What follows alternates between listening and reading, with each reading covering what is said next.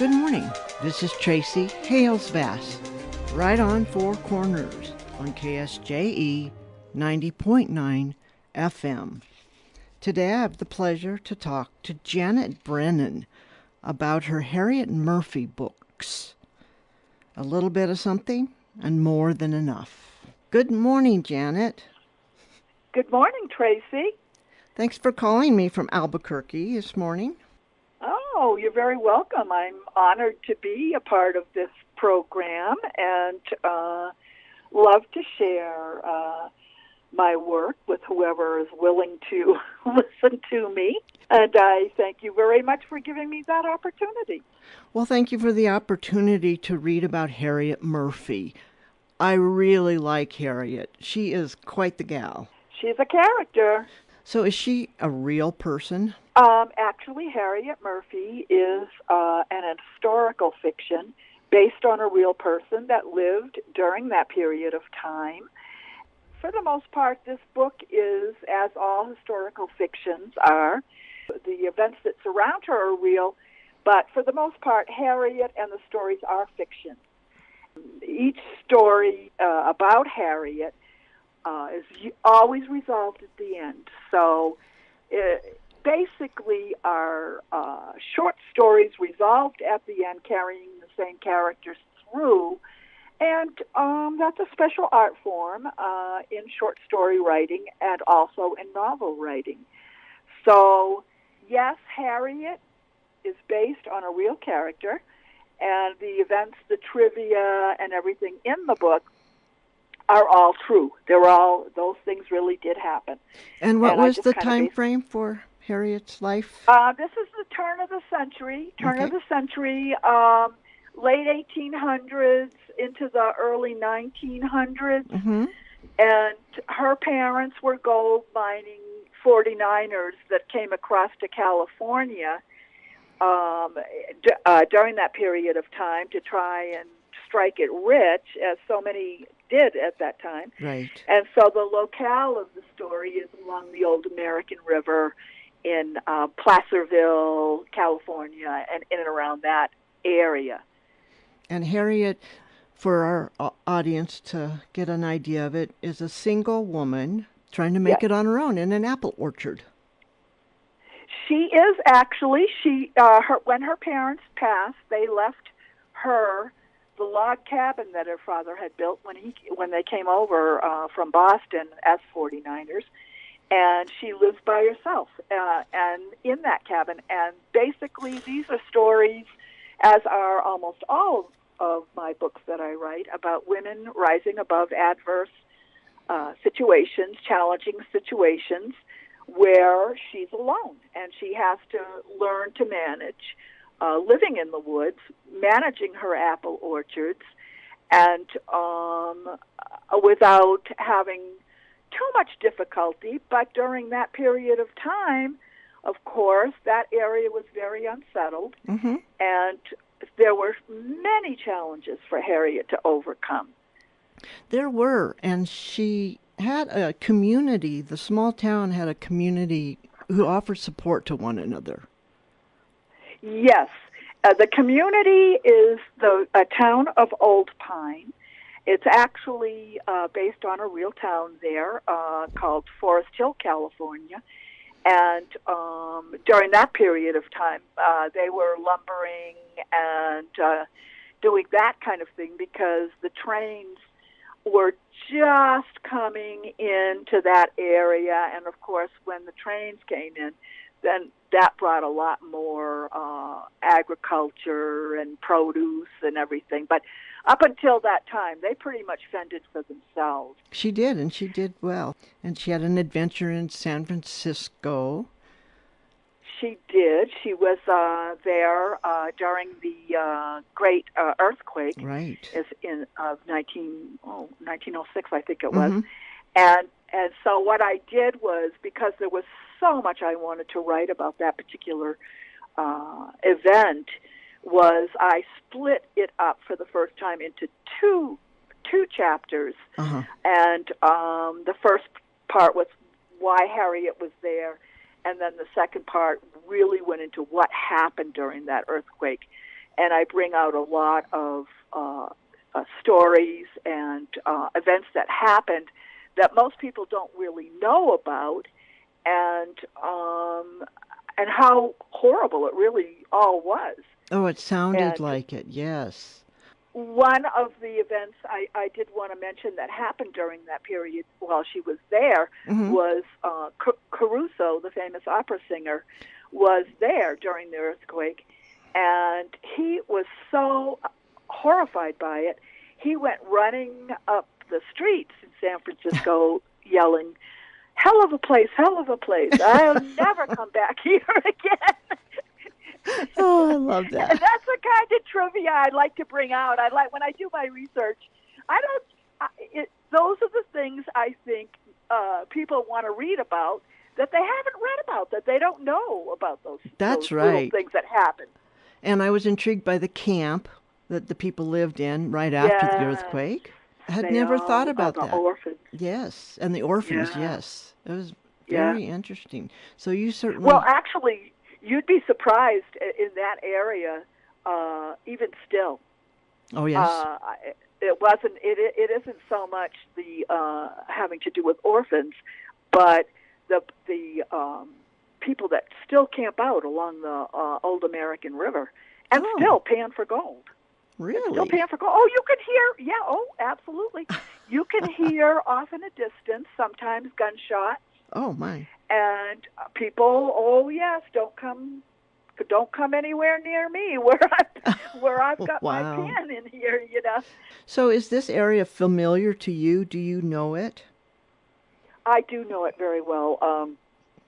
My sister lives there. Oh. My youngest sister. Yes, that is actually what got me going as far as writing these stories years Mm-hmm. ago was that I was visiting her. She lives in Forest Hill, and right along the American River, and she started telling me, we started visiting cemeteries, and she started telling me some of the Indian lore Oh. of the area, and I thought to myself, this would really make a good book. And once I started writing it, I realized I could write several of these books and Yes. still keep going.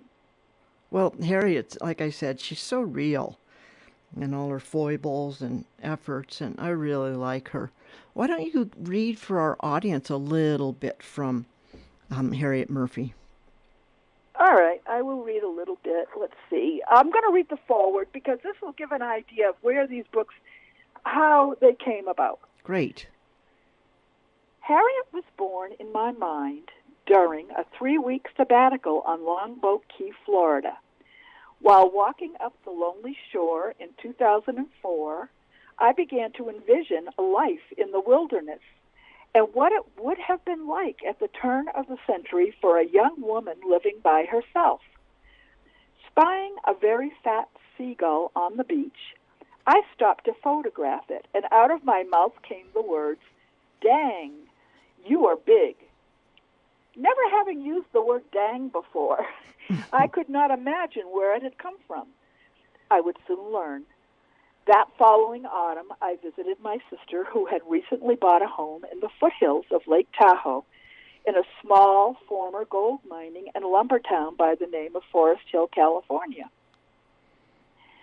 I was immediately drawn to the area and began gathering as much information as I could regarding its colorful history and the role it played during the huge migration of gold seekers who traveled west to try and find their fame and fortunes in the red hills of the area.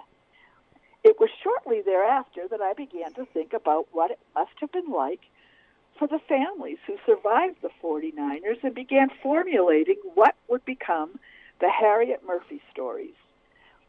The following pages are just that. Story after story came to me, and I began to realize that the saga of Harriet Murphy, a 30-year-old woman living alone in the original cabin that her father built, would be limitless. There was a period of great invention in the United States, as well as a reckoning for women who wanted to forge ahead in a world not quite ready for such a feat. so basically, that is what the Harriet Murphy stories are. Yes. And it's great fun to write them. Great doing the research because I learned so much. We writers, that's what we do. We dig, and in the process, we learn things that we normally might not be learning at that particular point in time. But when we're writing a book, we do. That's right. And congratulations on the prize you've won for, was it for Harriet Murphy?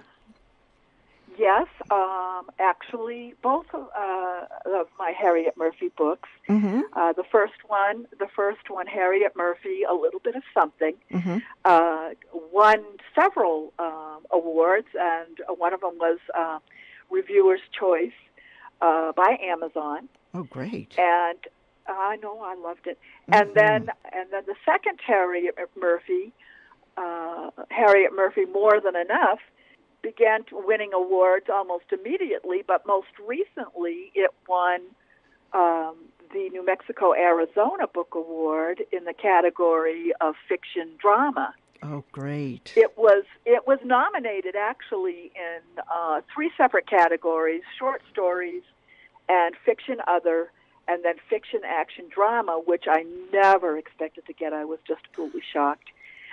Well, that's great. Well, it was up against some very, very fine authors, and adventure and spy books and whatnot. And so I was quite surprised when they announced that my little Harriet Murphy took first prize. I think it's great and well deserved. Thank you. So are there other Harriet Murphy books? Yes, there's actually, the first one is my Harriet Murphy, A Little Bit of Something, and that introduces all of the characters. And the second book is Harriet Murphy, More Than Enough, and that goes on with the stories of one of the things about my Harriet Murphy books. They are very character-oriented. Yes, they are.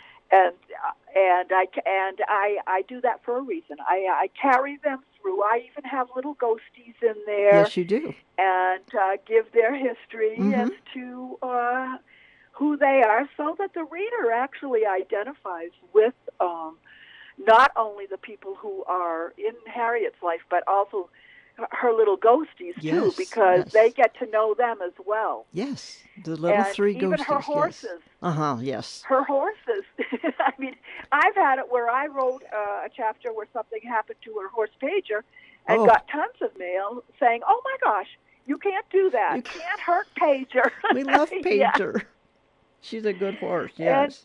I love Pager too. I love all my characters, but I know all writers feel that way. But my third book will be out in about a year. That'll be the third Harriet Murphy. Oh, good. And working on that now. And just a little teaser, she does come to New Mexico for a little bit. Oh, good. In that book, yeah, she does come. And there'll be some resolution in some of her characters, too. Oh, good. So, yeah. I'm thinking of one in particular. I'm not going to give anything away, but we have a Henry, don't we? Yes, and Henry's fate will be resolved finally. Good. Yeah, good. Everybody says that. Everybody says that to me. Oh, thank God. That's true. I want to slap him up the side of the head. Oh, yes. He makes a good character, one of those you love to hate. Yeah, exactly, yes. Very good character. And besides the Harriet books, what else have you written? I've been a writer all my life, so I also have my novel, which is A Dance in the Woods, and that has been critically acclaimed, so I'm very proud of that book. That's my memoir. Oh. And it takes place in Italy, a small village in Italy, where we lived for a time after I lost my oldest daughter. Oh. She passed away. She had asthma, and she passed away. And we were a family in crisis. Yes, and I can imagine. So we moved to this tiny little village, medieval village, and that was where we basically healed in that village as a family, just learning to have a garden and learning to live and learn from the Italian people what the true meaning of family was. And so I have that book. I've actually released about 11 books. Oh. And I've been writing a long time. Yes, you have. I have a Christmas classic that Amazon brings out every year. Oh. Holiday word gifts, and what it is a compilation of my favorite authors around the world, and how they celebrate the holidays. Oh. And so it has all religions, all spirituality, everything, and their favorite memories of growing up and how they actually spent the holidays. And so that book I released probably maybe 4 or 5 years ago, and each year Amazon brings it out as one of the holiday classics.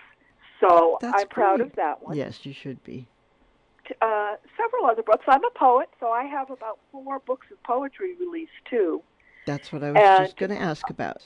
Yes, I do. I have several books, about 4 books of poetry, and the one book was actually nominated for a pushcart. Oh, congratulations. So that's the one I kind of try and talk to people about. But I love the other books too. They're spiritual, deep. I'm a spiritual person, so I mean the books deal with that, and I always bring a little bit of that into almost everything I write. So well, there's poetry in Harriet Murphy's books.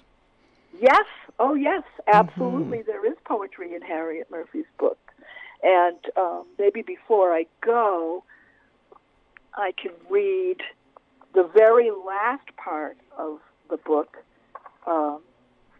It's a poem, and maybe I can share that with you before we go. Oh, that'd be great. So before we get to that, tell me a little bit. You've been a writer your whole life. What is your writing process? Yes. I have, my office here at home, and I write. I'll get up in the middle of the night and write if I have an idea that I don't want to forget, and to try and keep myself on as rigid a schedule as possible, but that isn't always easy. But one thing writers can do is do it at home. That's right. And so I mean, when I have an idea or something, I can just run in to my office and write it down. So basically, that is how I write. I don't know that there really is any particular process as far as I'm not one of those people that says, okay, it's 8 o'clock, I have to get up and write at least 5 chapters. Right. I don't put myself on that kind of a schedule because your readers can always tell. Yes. And you have to write from your heart. I agree. You don't write from your heart at that particular moment in time or when you get the idea, they know. That's true. They'll pick right up on it. Absolutely. So I'm careful about that. Well, good. And so do you research as you're writing? Do you get an idea, write, and then research? Yes. Yes, that's what I do. I have an idea, say, at the invention of the washing machine, which happened during her period of time. And so I wanted to, there was so much I didn't know. I didn't know about that. And so what I do is, as I build the story, I incorporate the history of the washing machine by telling other little stories and tie it in and be able to give a little bit of trivia that's going on at the time about that invention. Right. Or, say, in the second book, it was the Model T. And that was a very important thing I felt to include in the Harriet Murphy book because it just changed everything. Yes. And so that's what I do. As I as I'm coming up to something or a particular place.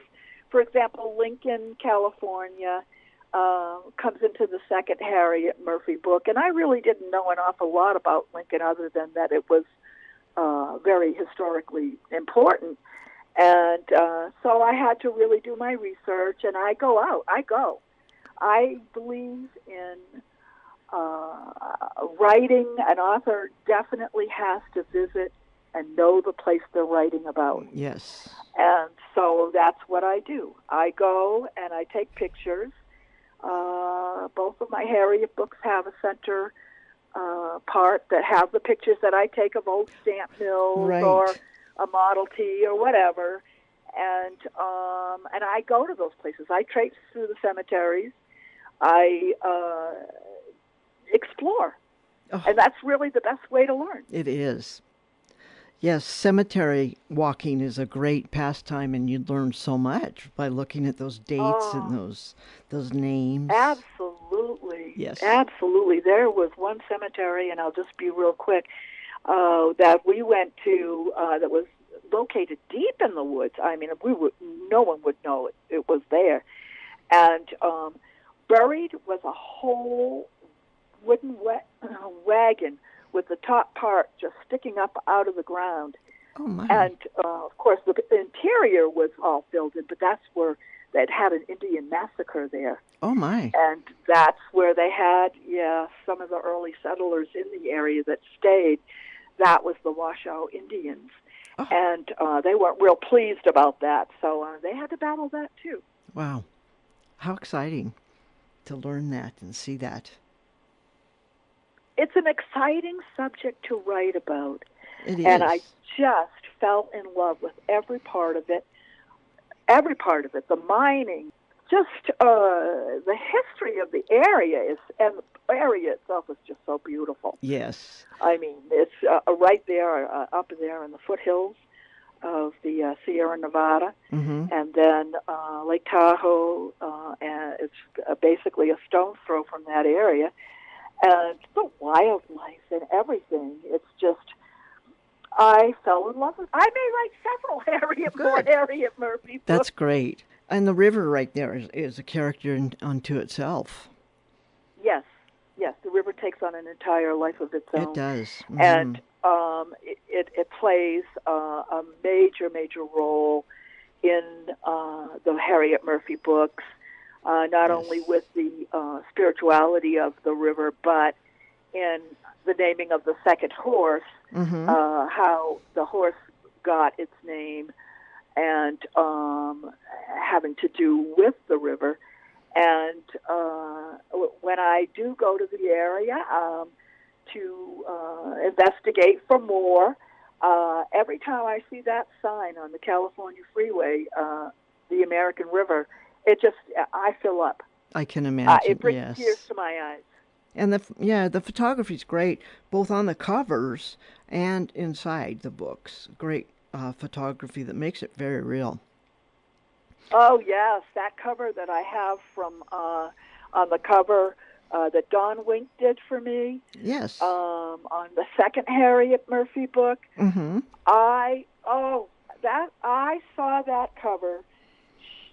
She showed me that cover, and I had absolutely no idea that I would use it as a cover for one of my books. And then I saw it again, and this time it was on social media, and the author, David Morrell, came in and he said, "Oh, Dawn, don't you dare let that picture go." And I thought, okay, we'll see about that. So I asked Dawn if I could put the picture on the cover of my book, and I was willing to pay her just about anything. And she said, "You could have it for free." Oh. I was in 7/7. Oh, yes. I was in 7/7. Well, it's beautiful with the purple cast on the pasture and the two horses. Yeah. And the sunset. She captures. Oh, yes.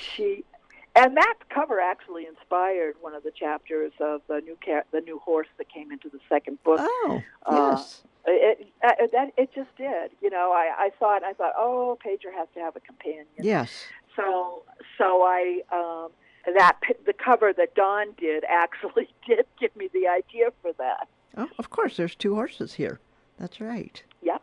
Well, why don't you read us the poem now?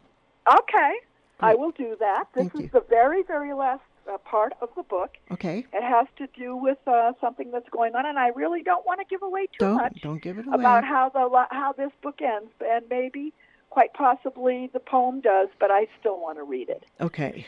And it's called Marriage Vows, a sonnet.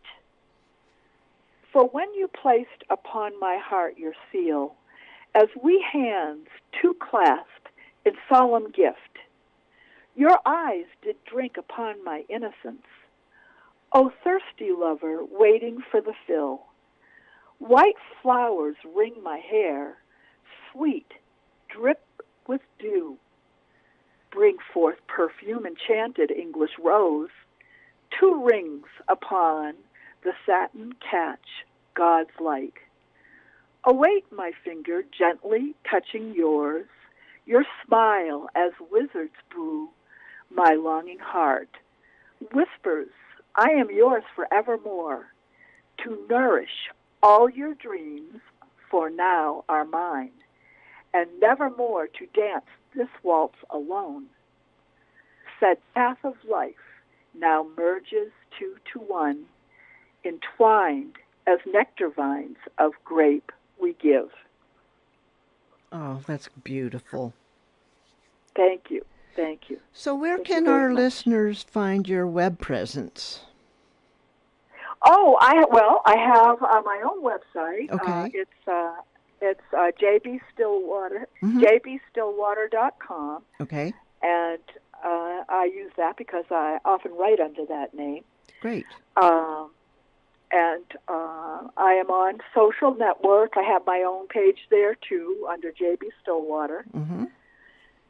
And my books are worldwide. They're often worldwide. Anyone can go into any bookstore. They probably have to order it, but published through my own company, which I owned for several years. Actually, my husband published me. Mm-hmm. My husband has since passed away. I'm sorry. And it's a traditional publishing company. Mm-hmm. So I can get my books into all the bookstores because there's a real good return policy. So they can be bought. My books can be bought on Amazon, Barnes and Noble, all of the bookstores, the small independent bookstores, or directly through the publisher. Great. And a lot of that information is on your website or on the Amazon page. Yes. Great. Absolutely. Well, we are out of time, but I certainly have enjoyed talking to you.